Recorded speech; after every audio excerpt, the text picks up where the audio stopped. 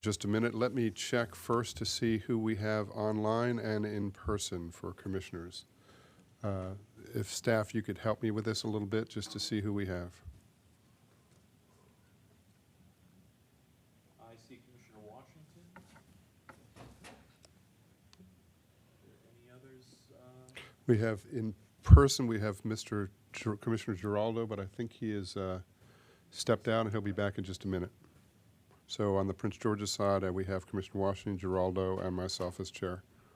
And Montgomery?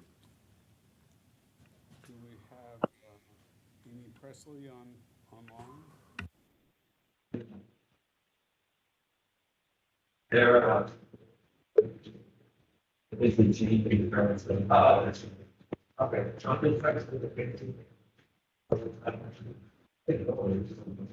You're not hurt.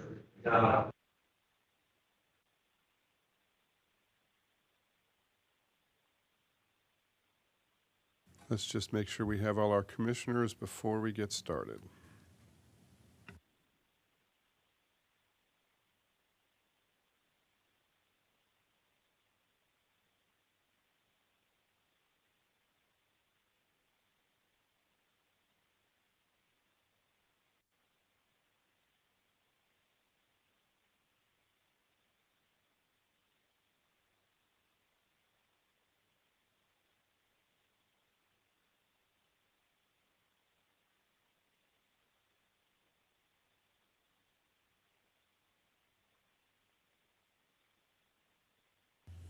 Ms. Borden, are you with us? Yes, I am. Okay, thank you.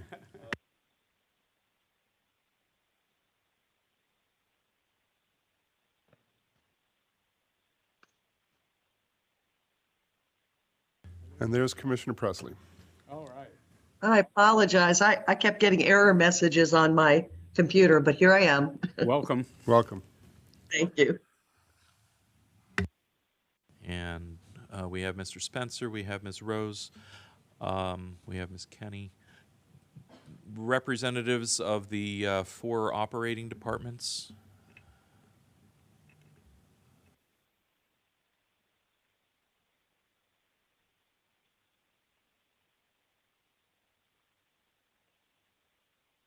Toggle. Yeah. Thank you. I saw Ms. Checkley. Is Mr. Riley, Ms. Stern, and Mr. Tyler present? Mike's online. Pardon? Ah, thank you. I am as well. Tyler and Mike Riley are online. Excellent. Thank you. Okay, we have everybody and we're recording. We're good to go? Okay.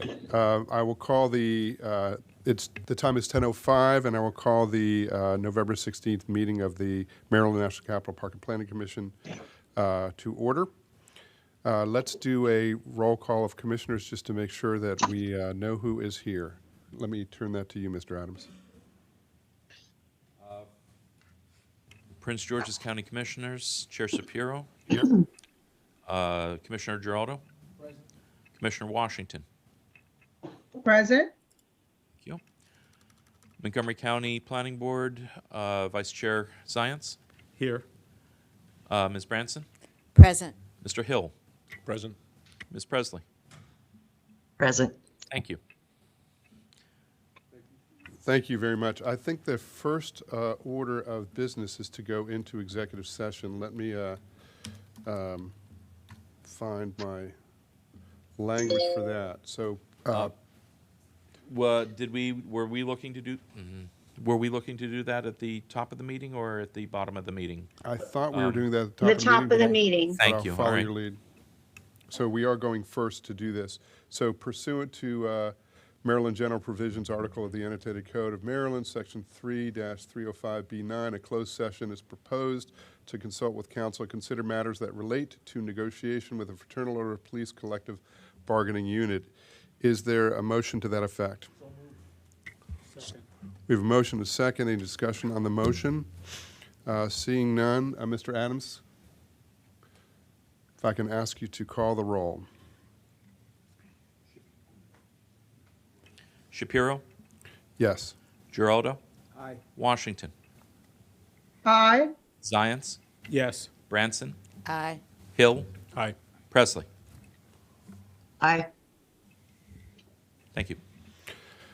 The ayes have it. We are actually going to leave this room to go into executive session, and we will return to this room in what I guess will be, for those who are watching and for those in the audience, we will be back here, I would say, 15 minutes, approximately. So we will see you shortly. We are moving into closed session. Thanks. For closed session? Thank you, Commissioner Washington. There should be, do we have one sent out? Yes, one was sent out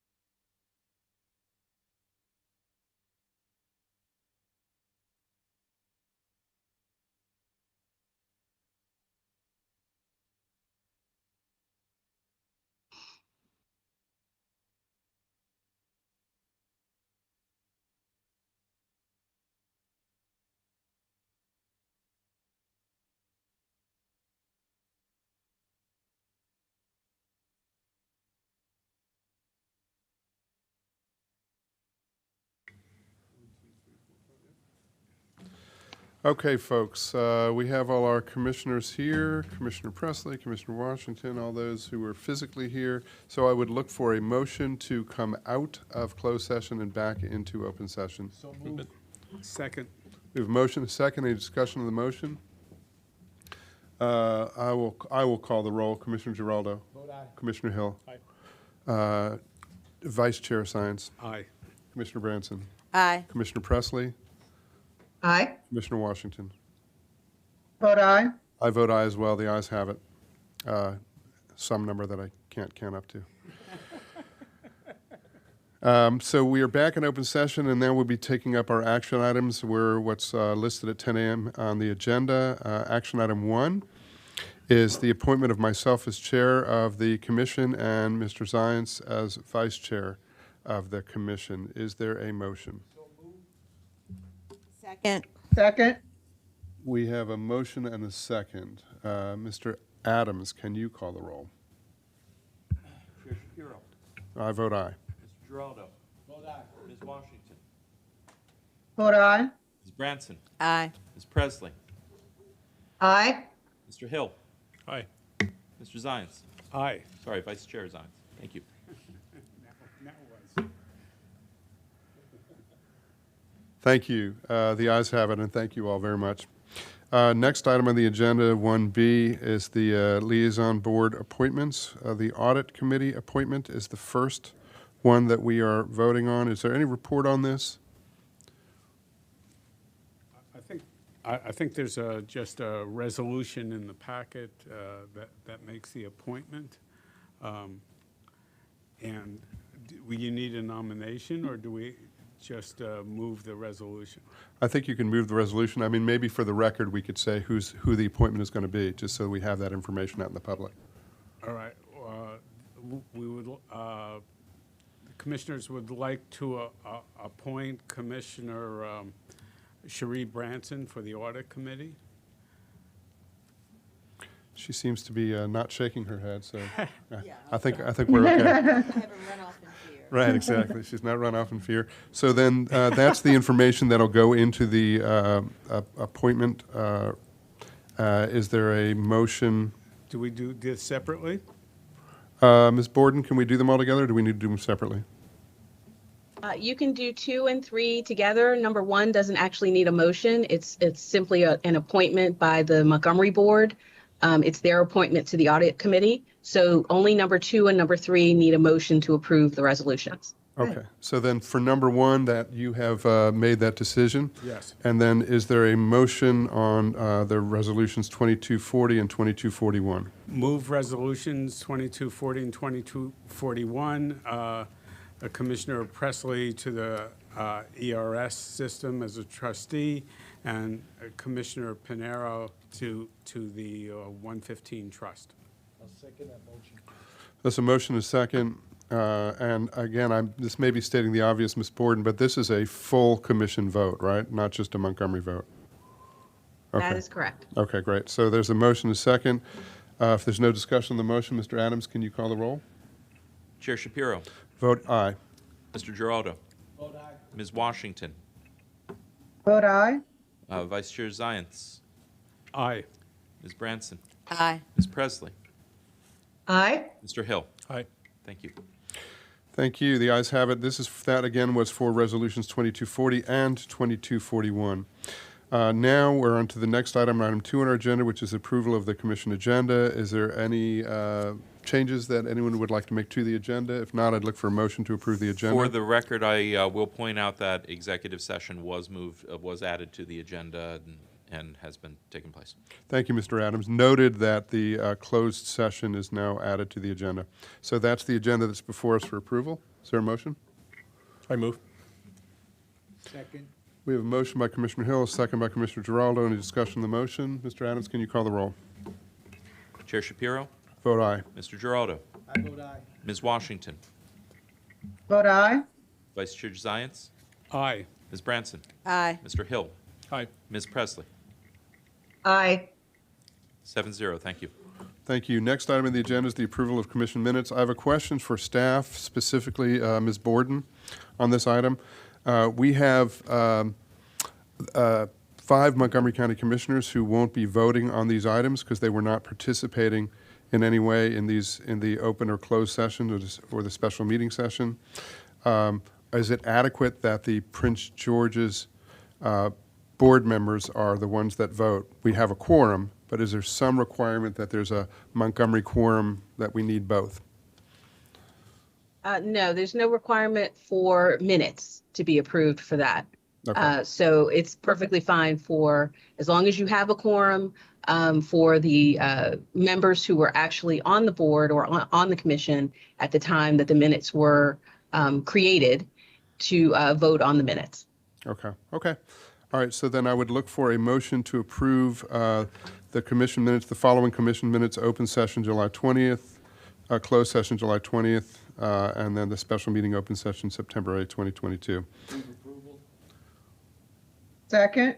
We have a motion and a second. The motion was Commissioner Giraldo. The second was Commissioner Washington. Any discussion of the motion? If not, Mr. Adams, would you call the roll, please? Chair Shapiro, Vote aye. Mr. Giraldo. Ms. Washington, Vote aye. are we continuing with the Montgomery Planning Board? The other members would be abstaining, Ms. Borden. That's correct. So go through the roll. Do you want those called called for abstentions? Might as well make the record complete. Vice Chair Vizians, Abstain. Ms. Branson, Abstain. Mr. Hill, Abstain. Ms. Presley. Abstain. Thank you. 3 support, 4 abstentions. Ms. Borden, is that adequate?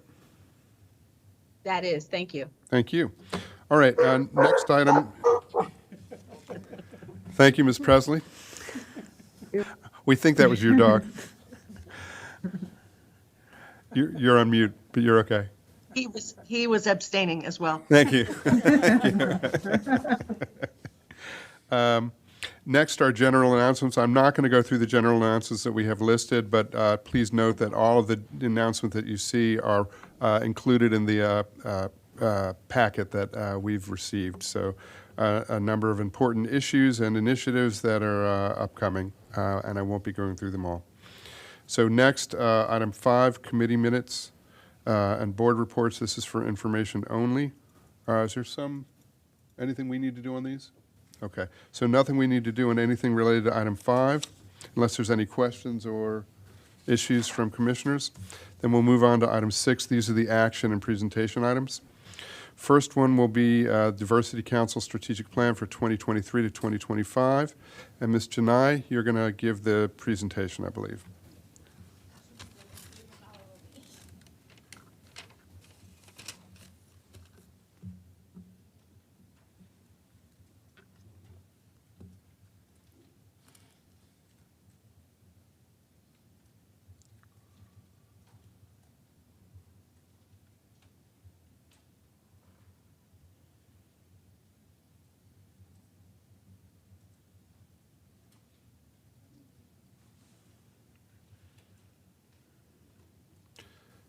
Take your time, Ms. Janai.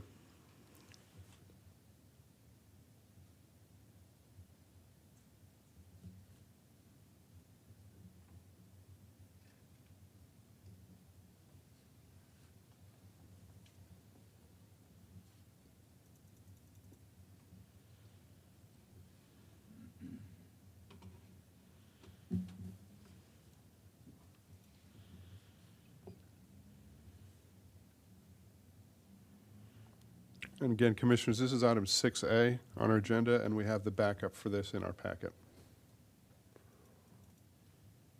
Floor is yours. Thank you. Good morning, Commissioners. Welcome back to the Prince George's County Planning Board Commissioners, and a special welcome to the new interim Montgomery County Planning Board Commissioners. I'm Zubin Adrinwala, for the record, Vice Chair of the Diversity Council, and I'm joined by my co-chair, Ryan Harrison, who's online, and Genevieve Janai. Thank you for allowing us the time to be here to present the Diversity Council's 2022-2024 strategic plan. The Diversity Council has representation from the following departments within the Commission: Montgomery Parks, Montgomery Planning Board Office, Montgomery Planning Department, Prince George's Parks and Recreation, Prince George's Planning Board Office, Prince George's Planning Department, and the Bi-County Corporate Operations, which include HR, legal, finance, IG, and IT. And the number of staff serving on the council are representative of the relative staff strength of these various departments. We also have staff liaisons from Montgomery County and Prince George's County Park Police. Our primary mission is to advise the Commission on developing and implementing a diversity policy framework that promotes an inclusive workplace.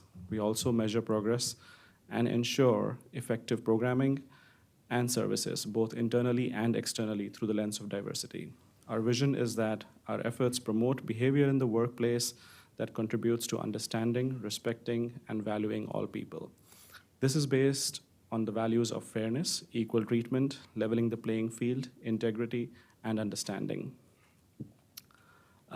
This is a list of the current members of the Diversity Council, and we would like to acknowledge all their hard work on this strategic plan, which is a result of many thoughtful and spirited conversations. The Diversity Council includes 3 subcommittees which focus on communications and marketing, training, and policy and the policy recommendations. Our ongoing work includes meetings where the chairs meet monthly to discuss important items and next steps for each meeting. Members also meet for 2 hours each month. Our current efforts include work on gender identity on outward-facing forms, use of appropriate signage for inclusive bathrooms, updating bathrooms with adult changing stations, and agency-wide inclusion policy to address internal and external customers. So all these efforts have gone into developing our 2020 to 2024 strategic plan, which includes some updates. The document is the layout of initiatives. Document lays out our initiatives for the next 2.5 years at this point. I would like to note that it was suggested that Diversity Council consider creating a 5-year strategic plan the next time it is due for updates. This is in part to have strategic continuity and to minimize the effort required for future Diversity Council members. With that, I would like to bring your attention to the current updates that have been made in the strategic plan. As you know, in July 2021, Resolution 2107 was adopted by the full Commission. We incorporated this DEI statement and new definitions into our strategic plan. Our charter has been updated, voted on, and approved by Diversity Council members. The changes include the definitions to reflect the Commission's DEI statement. Developed a 3-year term, and we also developed a 3-year term for the chair to ease transitioning of members each year, and added virtual to the types of meetings held by the Diversity Council, which has proven to allow us to continue our work even during the pandemic. We also added a standing committee for events to oversee Women's History Month and 1 commission events that are normally hosted by the Diversity Council, as well as allow for any support to departments for their own events. Our departments, as you're aware, host multiple events for Black History Month, Asian American, and Pacific Islander Month. So the Diversity Council offers support to these different departments for their events. Additionally, due to the recent updates to the sustainability plan, including diversity, equity, and inclusion, we have also added a goal to the strategic plan to work with the Sustainability Committee to act as a resource for their work, as well as working closely with corporate policy staff to develop an agency-wide inclusion policy. With that, I'd like to thank you for your time and attention, and please feel free to ask any questions, or you can email us. Thank you. Thank you. Thank you very much for that. And thank you for all the hard work that you put forward. Are there questions for the folks before us? I have no questions, just want to thank the Diversity Council for the great work it's being inclusive. It says, oh, it's red now. Usually my voice is loud enough. I just want to thank you for your work. Thank you. Thank you very much. We appreciate the support of the Commission. Sure. Any other commissioners with questions or comments? Thank you. Thank you all very much. Now, you were looking for us to receive this or to adopt this strategic plan? What's our action? We're looking for you to adopt it, and just to let you know, the strategic plan is posted on the meeting on website, so if you have a chance to look it over, it is in draft form, so once it's been officially approved and adopted by you all, when we would then make it a public document to the rest of the commission. Excellent. Excuse me, well, okay, with that, can you just tell us a little bit about the Standing Committee for Events and why you believe that's necessary? So the Standing Committee for Events was actually part of the Training and Program Committee, and it was just too much work for one committee to take on. So we just developed a separate committee that's going to focus specifically on events. Once Diversity Council members join in January, we have to hit the ground boots run on with doing the Women's History Month event, which takes some time and planning to do. And then we are now, what? Black History Month follows immediately. Oh. I was like, what? And also, we're doing new celebrations as much as possible to really increase diversity awareness across the commission. So it's more of a labor saving, or labor sharing, I should say. Yes. Labor, okay. All right, thank you. No problem. Thank you. If there's no further questions, a motion would be in order to adopt the Diversity Council Strategic Plan for 2023 to 2025. So move. Second. We have a motion by Commissioner Giraldo, a second by Commissioner Branson. Any discussion on the motion? Mr. Adams, could you call the roll? Chair Shapiro, Vote aye. Mr. Giraldo, I vote aye. Ms. Washington, Vote aye. Vice Chair Zients, Aye. Ms. Branson, Aye. Mr. Hill, Aye. Excuse me, aye. Ms. Presley. Aye. 7 in favor. Thank you. Thank you. Thank you all very much. Next item on our agenda, 6B, is Resolution 22-34, reappointment of Michael Strand to M-NCPPC Merit Board. Is there anything to present to us on this, or are we just looking for board action, commission action? I'm I- just looking for a commission action approval of the reappointment. I don't know who's speaking. It's King, I think. For the record, this is Bonnie King, Okay. Manager of Classification and Compensation. Thank you, Ms. King. It's a virtual world. Sometimes it's complicated. Thank you very much. So is there a motion to that effect? Move approval. Second. We've got a motion, a second. Any discussion of the motion? Mr. Adams, please call the roll. Chair Shapiro, Vote aye. Mr. Giraldo, I vote aye. Ms. Washington, Vote aye. Vice Chair Zients, Aye. Ms. Branson, Aye. Mr. Hill, Aye. Ms. Presley. Aye. 7 in favor. Thank you. Thank you. Next item is 6C, Resolution 22-35, request to approve change of resident action for service of process. Ms. Borden, anything to present, or are you just looking for a motion to approve the resolution? Well, thank you, Mr. Chair. I have a memo in the packet. It is on, gosh, I had that. It is on circle page 49. The commission needs a resident agent for service of process, that is lawsuits and subpoenas and the like. We have to have that filed with the SDAT, the State Department of Assessments and Taxation, after our general counsel of 22 years retired in September. That fell to me as the new general counsel. So we just need to get this paperwork filed with SDAT. Thank you, Ms. Borden, for the explanation. Any questions for Ms. Borden, commissioners? If not, I'll look for a motion. I'll move Resolution 2235 for a change in the resident agent. I'll second that motion for Ms. Gordon. For Ms. Gordon to be the resident agent. Thank you, Ms. Borden. We have a motion and a second. Any discussion on the motion? Mr. Adams, please call the roll. Chair Shapiro, Vote aye. Mr. Giraldo, I vote aye. Ms. Washington, Vote aye. Vice Chair Zients, Aye. Ms. Branson, Aye. Mr. Hill, Ms. Presley. Aye. 7 in favor. Thank you. Thank you. Next, we have 3 items that are related to our employee retirement system. Ms. Rose, you want to come forward just in case we have any questions? I believe, help me with this, there's 3 of them. Are we taking action on all 3? Okay, and but you only want to, really, there's only something that you want to be talking about related to the employee contribution. Is that correct? Correct. Okay, let me turn it over to you. The floor is yours.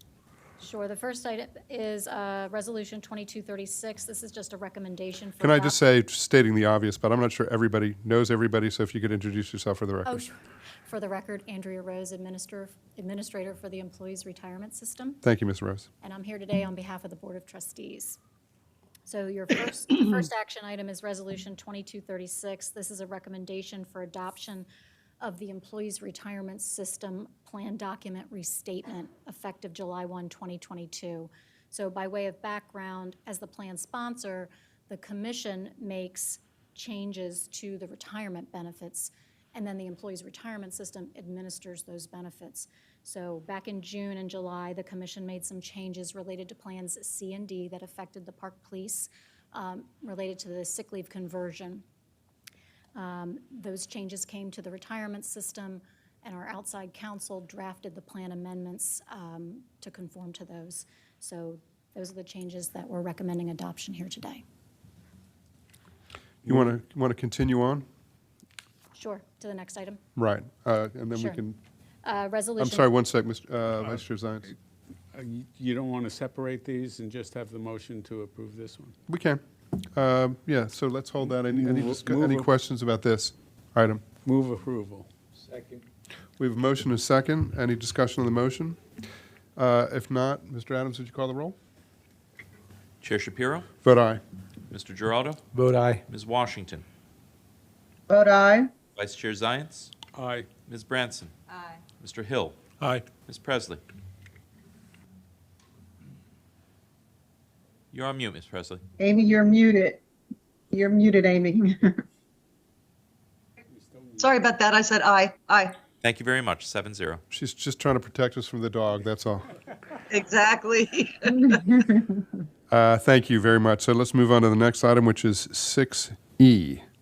Ms. Rose. Sure. This is Resolution 2237. It's a recommendation to approve the employer contribution for fiscal year 2024. So every year, the Board of Trustees has an independent actuarial valuation performed to determine the funding requirements. We then come to the Commission to get approval for that recommendation. So we've been asked to spend just a couple of minutes walking you through the process. So with me virtually today is Patrick Nelson from Chiron, and Patrick is going to explain how we came with these results. Thank you, Ms. Rose. Mr. Nelson, you have the floor. You're on mute, sir. Thank you. Thank you, Andrea, and thank you to the Commission for having us today. I'm going to share a quick presentation, and in the interest of time, I'm going to go through this rather quickly, but if there's any questions, please do not hesitate to stop me. I don't know that I'll be able to see everything going on since I'm sharing my screen, so please just feel free to interrupt it at any point. I'm going to jump all the way ahead to slide 9 here to take a look at the results for the year. As everybody knows, the markets have been tumbling and very volatile during 2022. As of June 30th, 2022, the market value of assets was down just under 2% for the year. However, we actually determined the contributions based on a smoothed value of assets, which showed a slight gain from the year because we were still recognizing the prior year's strong investment returns. So on the investments, we had an actuarial gain of about $2.4 million, which helps to bring down contributions. Actuarial losses would increase contributions. And we had an actuarial liability loss of $20.4 million on the liabilities. I'll get into some of the details of that in a later slide. There was also a change in the discount rate for the year from 6.75 to 6.70%. This increased liabilities just under $7 million. And the board has had a process of reviewing the discount rate from year to year and has been decreasing this 5 basis points for the past about 10 years now. As Andrea just mentioned, and the Commission just approved the changes for plans C and D, referring to the sick leave changes. Those also increased the liabilities by about 0.9 million. So down at the bottom, the liabilities, you can see, increased about 5.5% from year to year. The actuarial value of assets increased as well. However, because the liabilities increased significantly faster than the assets did, we do show a significant increase in the unfunded actuarial liability. The funded ratio year over year change, we're at 91%. As of June 30th, 2022, down slightly from about 92.5% from the prior year. And you can see on the very bottom, the funded ratio on the market value of assets went from 99% to 89% due to the extreme volatility in the markets over the year. And jump ahead to slide 11 here. The top chart shows how the liability changed from year to year. Again, we have the plan amendments that we referred to, the assumption change, that was the discount rate, then the actuarial loss for the year. The $35 million benefits accumulated, that is all of the benefits that were earned during the year, plus interest on the liability from year to year, for a total increase of about $63.7 million from June 30th, 2021 to 2022. The bottom part of the chart shows the pieces of the gains and losses for the year. I'm just going to point out a few of the bigger numbers that you see here. The salary increases were significantly larger than expected. Andrea and staff all reviewed these changes and confirmed it was a lot of market adjustments in order to help retain and recruit members and employees to work for the National Capital Parks. And then the other big line item here was the cost of living adjustments greater than expected. These, of course, are based on the consumer price index changes, so inflation. And with inflation being pretty high right now, these COLAs were higher than expected as well. And we can kind of expect another loss in that area for the upcoming year as inflation continues to be high. Jumping ahead to the contribution reconciliation from year to year, the far left column shows the results from last year's valuation, and then we move through pieces to show how the contribution changed due to each of the different items that we've talked about. So if everything had gone as expected with the expected liability and the expected assets, the contribution would have increased from $25.7 million to $26.7 million during the year, with everything happening as expected. Obviously, things don't go as expected. The assets didn't perform as well in terms of market value. However, they were above expectations on the actuarial value. And then the baseline liabilities before any of the changes increased the contribution up to $27.1 million as of the end of the year. We have the small changes for plans C and D, and then some salary adjustments that are expected to occur during fiscal year 23 that increase the contributions as well. And then finally, the discount rate change from 6.75 to 6.70% increased the final contribution for the end of the year to $28.4 million. This first slide here is a baseline projection. So again, this is what the results would look like if everything happened as expected. This means all of the liabilities grew as expected over the next 20 years, as well as the assets returning 6.7% every single year into the future. Total contributions over the 20-year period would sum up to $631 million. You can see on the bottom chart that the contributions slowly increase as a dollar amount. This is simply due to the liability growing. As a percentage of pay, it remains about level. The top chart is showing the assets and the liabilities, and we slowly march up towards 100% funded, probably another few years past the end of this chart in 2042, where we're at 97%. So just a few other items that we have in here.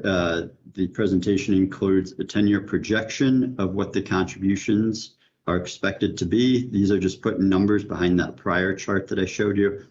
And we also have a couple of scenarios. This is if the assets only return 5.2% from year to year, and then a final that shows some volatility within the market and how the contributions can fluctuate from year to year.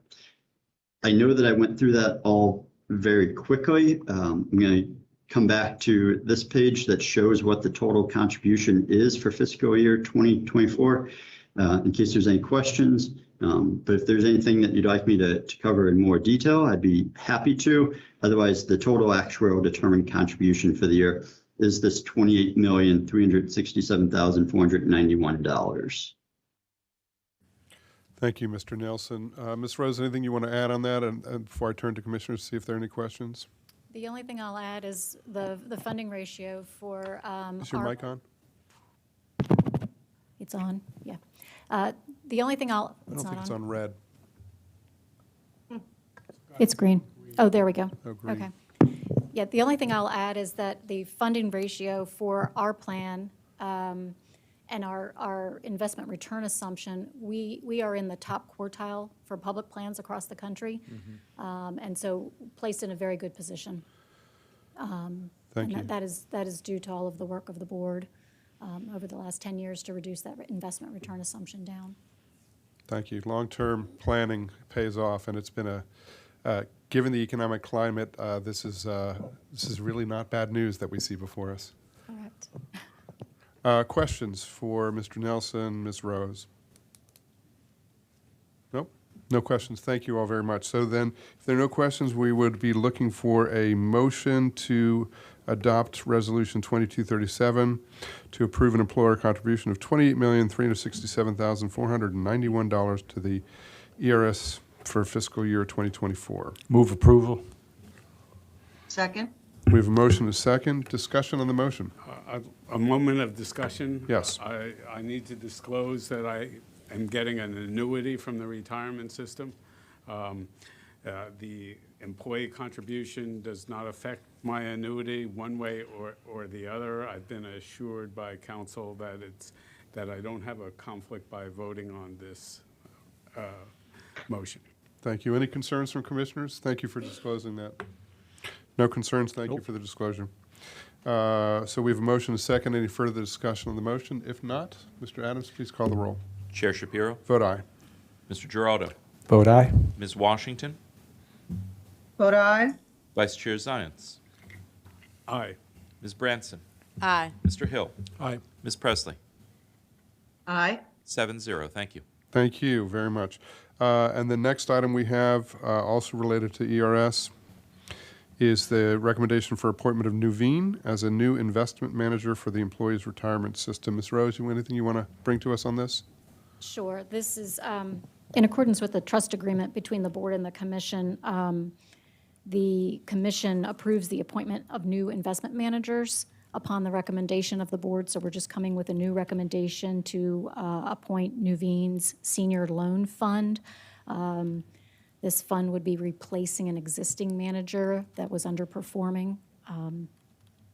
We did extensive and exhaustive due diligence, and it took about 6 months of research with our investment consultant on this one. And so we're still in negotiations, but with the governing documents, but we are expecting that to wrap up in the next week. So we are looking for approval on the appointment. Thank you, Ms. Rose. Questions for Ms. Rose on this item? If not, I'd look for a motion.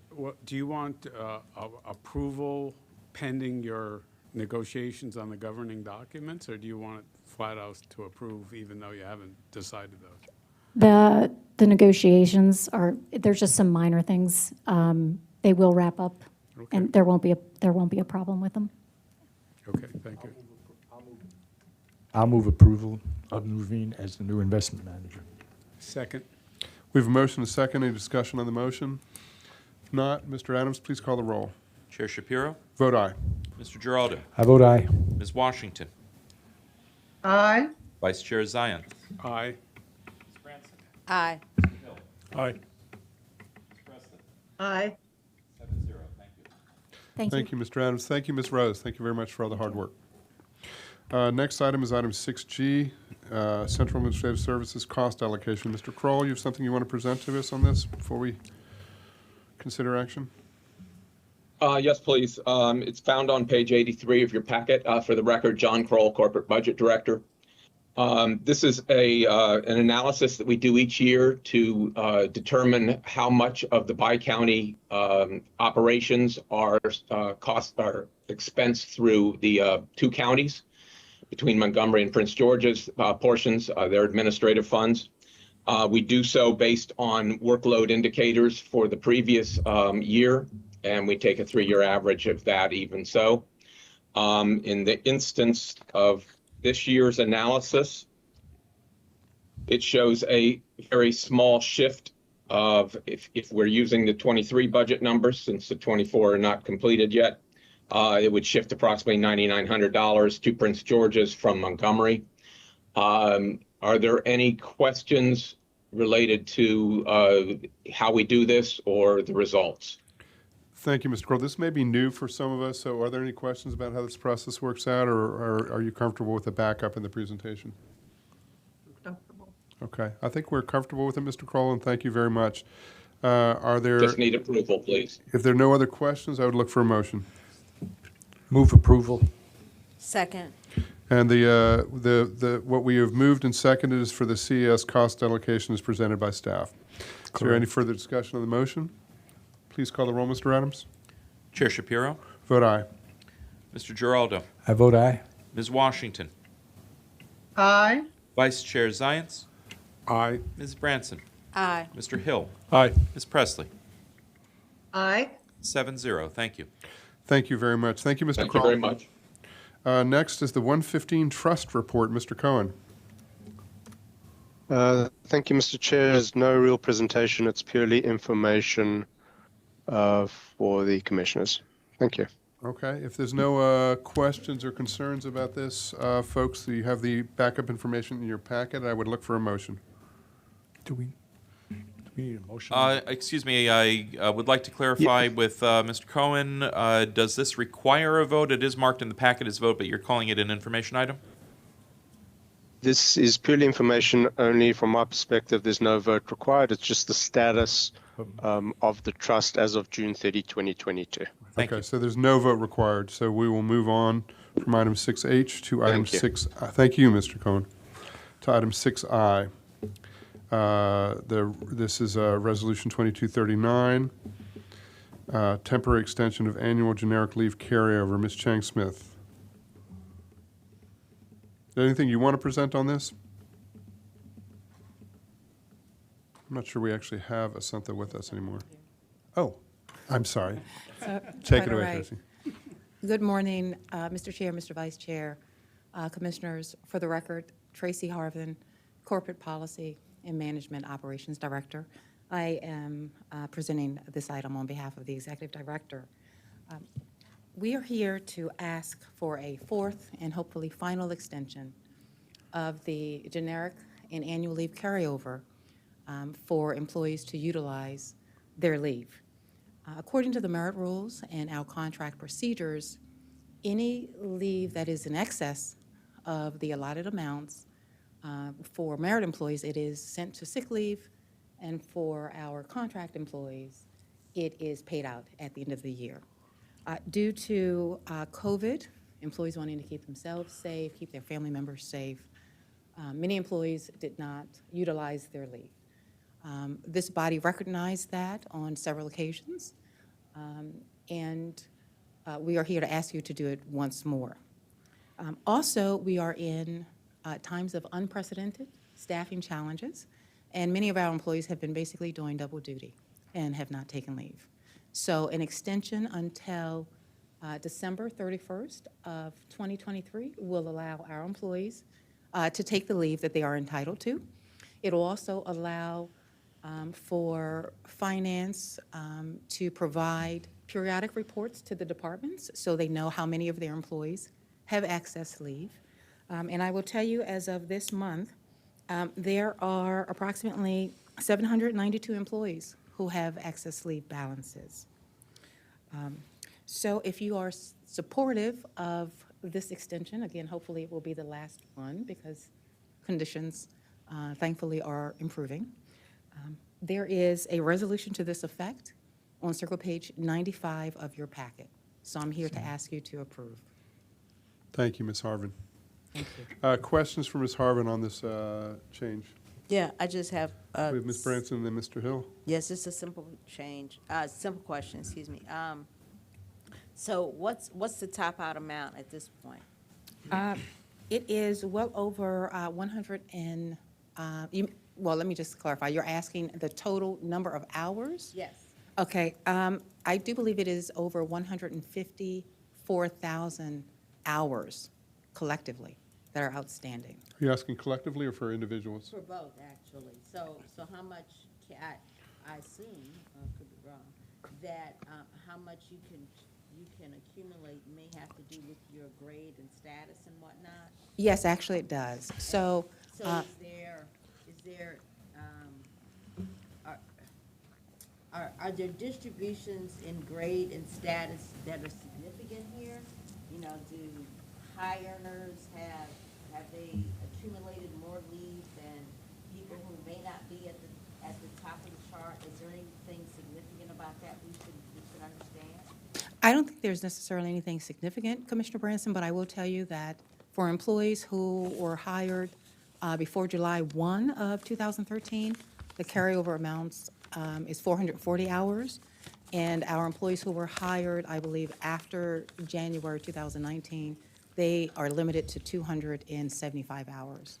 And then there is an intermediate amount of approximately 300, I believe, in 25 hours or so. So yes, it is based on your date of hire and nothing else. Okay.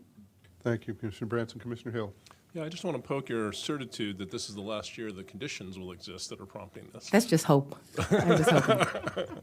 I think we've been through enough. And I'll just make the observation that I'm wondering in 5 years going on whether we may be looking at changing policy then. Because also, I think for leave taking, you need some certitude over a larger period than a year about what you plan to do personally, particularly when you have a large number there.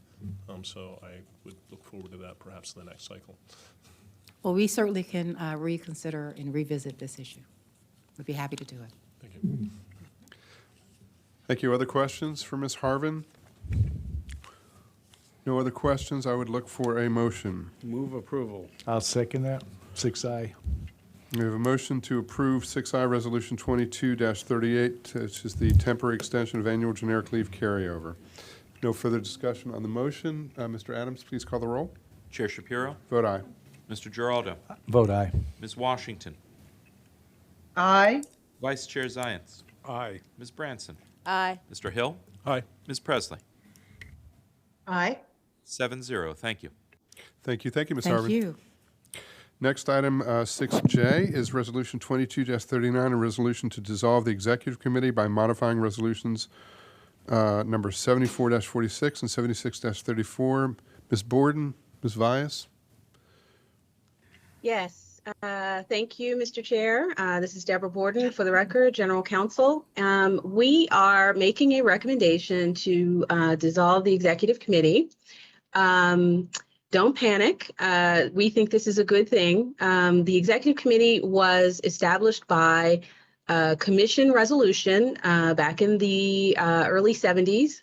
And it was established and it consists of exactly 3 people, the 2 chairs and the executive director.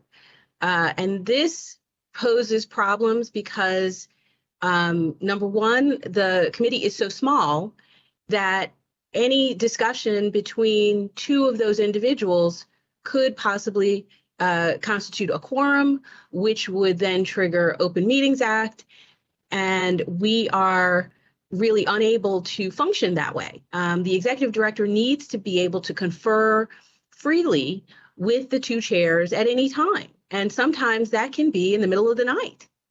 And so we had received a Open Meetings Act Compliance Board decision, opinion this year. And it was very concerning to us because they seemed to indicate that this committee, because it was subject to established by a commission resolution that made it a public body, and therefore all of the regulations applicable to a public body would apply. So we looked at all of the resolutions that pertain to both the executive director and the executive committee, and we found that we could fix this issue by putting most of the items that were under the executive committee under the executive director, with the caveat that she is to confer with the two chairs. So we're trying to match this up to the way that we actually function, as opposed to a method of treating this group, these three people, as a public body that just doesn't work in the real world.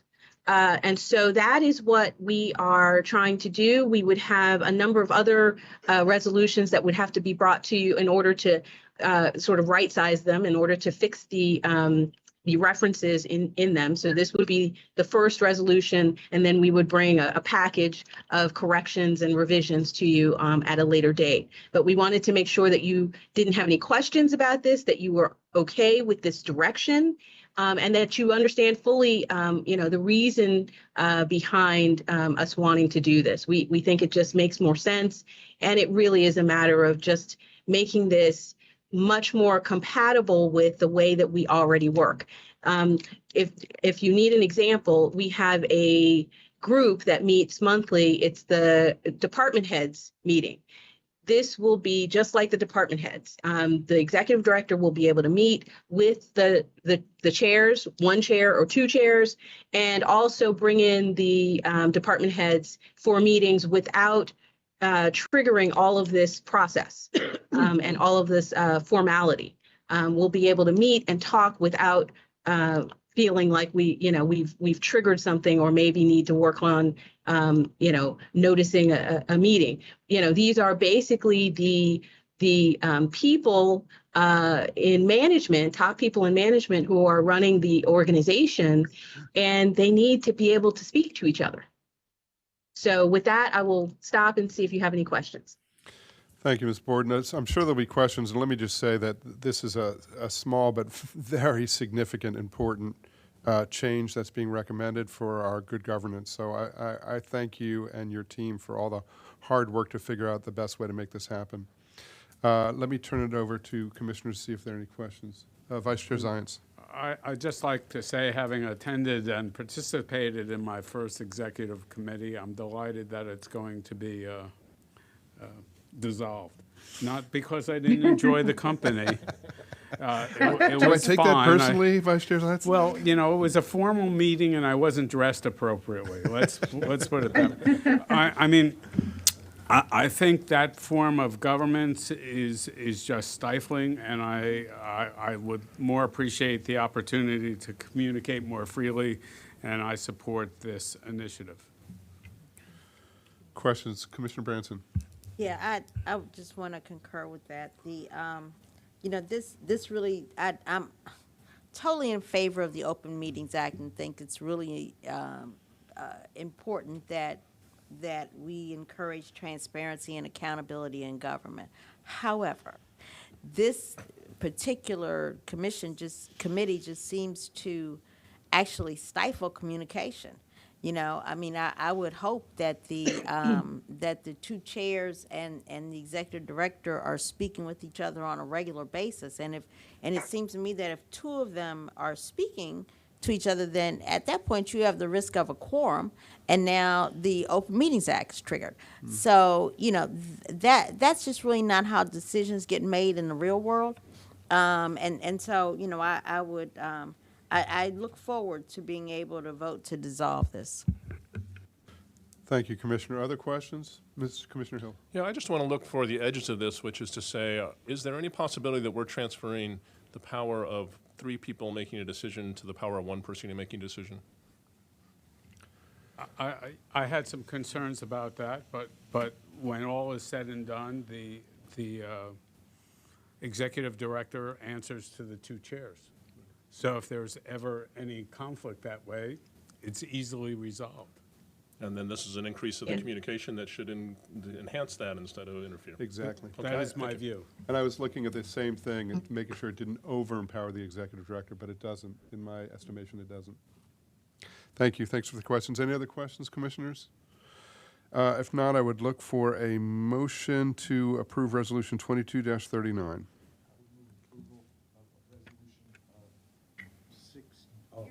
Agenda item 6J, which is to resolve number 7446 and 7634.